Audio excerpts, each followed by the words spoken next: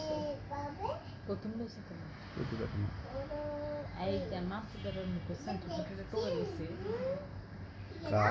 মামপুদের কই মামপুরা করতে গেছে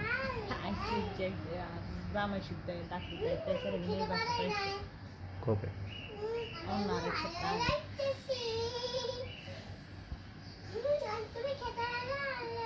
এটা মনে হয়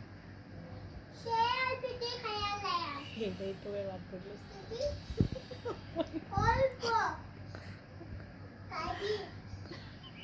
আর দেখছি আমি তুমি কারো দেখছি